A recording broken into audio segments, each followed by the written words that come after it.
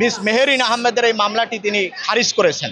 এই ধরনের মামলাটা সম্পূর্ণ নতুন একটি প্রেক্ষাপট উন্মোচন করেছে বলে আমি মনে করি। যে বিষয়টি যেন পারিবারিকভাবে মীমাংসা করা হয়।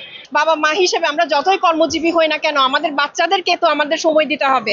আপনারা সবাই অবগত যে এই মামলার যিনি অ্যাপ্লিক্যান্ট মিস মেহেরিন আহমেদ, তিনি তার বাবা মায়ের বিরুদ্ধে পারিবারিক সহিংসতা প্রতিরোধ সুরক্ষা আইনে তিনি একটি মামলা দায়ের করেছিলেন, যেখানে তিনি দাবি করেছিলেন যে তার বাবা মা তাকে বিভিন্ন সময়ে শারীরিক মানসিকভাবে নির্যাতন করেছেন। এরকম একটি অভিযোগ তিনি বিজ্ঞ আদালতে এনেছিলেন। বিজ্ঞ আদালত উভয় পক্ষকে ইতিমধ্যে শুনেছেন এবং আজকে এই মামলাটি আদেশের জন্য রেখেছিলেন। বিজ্ঞ আদালত উভয় পক্ষকে শুনে আজকে তিনি সামারিলির এই মামলাটি মিস মেহেরিন আহমেদের এই মামলাটি তিনি খারিজ করেছেন এবং খারিজ করাকালীন সময়ে বিজ্ঞ এই বাদীপক্ষে নিযুক্ত আইনজীবী তিনি যখন আদালতকে ইন্টিমেট করেন, তিনি জানান যে এখানে মিস মেহেরিন তিনি তার বাবা মায়ের সাথে বসতে চান এবং বাবা মাও এই বিষয়টি তার আন্তরিকতার সাথে দেখবেন এবং বসবেন। তখন বিজ্ঞ আদালত মামলাটি খারিজ করাকালীন সময়ে তিনি বলে দেন মৌখিকভাবে যে বিষয়টি যেন পারিবারিকভাবে মীমাংসা করা হয়, মধ্যস্থতা করা হয়। এমনিতে এই মামলার যিনি বাদী ছিলেন মিস মেহেরিন আহমেদ, তার মামলাটি বিজ্ঞ আদালত খারিজ করে দিয়েছেন। এই পুরো মামলাটা বাংলাদেশের প্রেক্ষাপটে সম্পূর্ণ নতুন। আমাদের যেই পরম্পরা, আমাদের যেই ট্রেডিশনাল লাইফ, ওখানের সাথে আমাদের এই ধরনের মামলাটা সম্পূর্ণ নতুন একটি প্রেক্ষাপট উন্মোচন করেছে বলে আমি মনে করি। আমার মক্কেল মেহেরিন যখন এই মামলাটি ফাইল করেন, তিনি যে অ্যালিগেশনগুলো এনেছেন ওগুলো আদালত প্রথমে আমলেই নিয়েছে এবং পরবর্তীতে গত 21শে জুলাই আমি মেহেরিন আহমেদের সাথে বসি এবং তার সাথে আমার কথা হয়েছে যে তিনি তার বাবা মাকে সাথে নিয়ে কিছু কথা উপস্থাপন করতে চায় এবং মেডিয়েশনের মাধ্যমে বিষয়টি শেষ করতে চায়। তো আমি বিষয়টি অ্যাজ অ্যান অ্যাডভোকেট এবং আমাদের পরিচয়ের পাশাপাশি আমাদের দায়িত্ব হচ্ছে আমরা সোশ্যাল ইঞ্জিনিয়ার। তো আমি মনে করেছি যে যদি একটি পরিবার দুই পক্ষ একসাথে বসার ফলে তাদের সমস্যার সমাধান ঘটে, তাহলে আমি এই দায়িত্বটা নিতে চাই।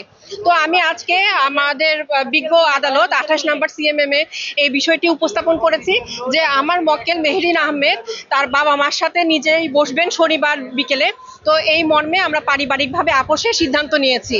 এই বিষয়টি যখন আসে তখন সামাজিকভাবে বলেন, আইনগতভাবে বলেন, নৈতিকভাবে বলেন, সবকিছু সমাধান তো এখানেই হয়ে যায়। একমাত্র স্মার্ট সিটি বসুন্ধরা, আধুনিকতায় এক ধাপ এগিয়ে। বাবার কাছে মা যাবে, মার কাছে সন্তান যাবে, এটাই তো পরিবার। আমরা মাইলস্টোন স্কুলের কতগুলো শিশুকে হারিয়েছি, তাদের সবার মা কি আমি, তাদের সবার বাবা কি আপনি, কিন্তু আমাদের খারাপ লাগছে। আমরা চাই আমাদের শিশুরা পরিবারের ভেতরে থাকুক, আমরা চাই আমাদের পরিবারগুলো সবসময় একত্রিত থাকুক। এই মর্মে এই লক্ষ্যে আমি এই মামলাটার মেডিয়েটর হিসেবে ইনশাল্লাহ আপোষের সুযোগটি নিয়েছি, আদালত অনুমতি দিয়েছে। আমরা আশা করছি অতি শীঘ্র এই পরিবার নিজেদের মধ্যে পারিবারিক সমাধান খুঁজে পাবে এবং মেহেরিন আহমেদ জানিয়েছে তার বাবা মার সাথে সে বসে তার যে অ্যালিগেশনগুলো ছিল, যে অভিযোগগুলো ছিল, এগুলো সুষ্ঠু সমাধান সে করবে। সাথে তার বাবা মা যথেষ্ট সহানুভূতিশীল, তারা আমাকে জানিয়েছেন তারা তার কন্যার অভিযোগগুলো বসে শুনতে চায় এবং এগুলো আমলে নিয়ে এগুলো সমাধানে আসতে চায়। উল্লেখ করা প্রয়োজন যে তার বাবা মা, আমার যিনি বাদী মেহেরিন আহমেদ, তিনি ছোটবেলা থেকেই তার হাউসমেডের কাছে বড় হয়েছেন। তার বাবা মা কখনোই বাসায় থাকতে পারেনি। তারা দুজনই উচ্চ পদস্থ কর্মকর্তা, এই দেশের ভালো প্রতিষ্ঠানে আছেন বা ছিলেন। তো সেক্ষেত্রে মেয়ে সবসময় একাকিত্বেই বড় হয়েছে, তার পারিবারিকভাবে বেড়ে ওঠাটা সম্ভব বা সুযোগ উনি পাননি। সেই কারণে মেহেরিন আহমেদের ওপর মানসিকভাবে একটা চাপ অবশ্যই পড়েছে। এই দায় তারাও এড়িয়ে যেতে পারেন না এবং বাবা মা হিসেবে তারা স্বীকার করেছেন যে তারা বাচ্চাকে যথেষ্ট সময় দিতে পারেননি। যেহেতু একজন অ্যাডভোকেট হিসেবে এখানে বক্তব্য রাখছি, তাই সোশ্যাল ইঞ্জিনিয়ার হিসেবে এটাও বলতে চাই, বাবা মা হিসেবে আমরা যতই কর্মজীবী হই না কেন, আমাদের বাচ্চাদেরকে তো আমাদের সময় দিতে হবে। প্যারেন্টিং এত সহজ না যে আমি আমার কাজ করছি আর সাথে বাচ্চাকে একদম এড়িয়ে গেলাম।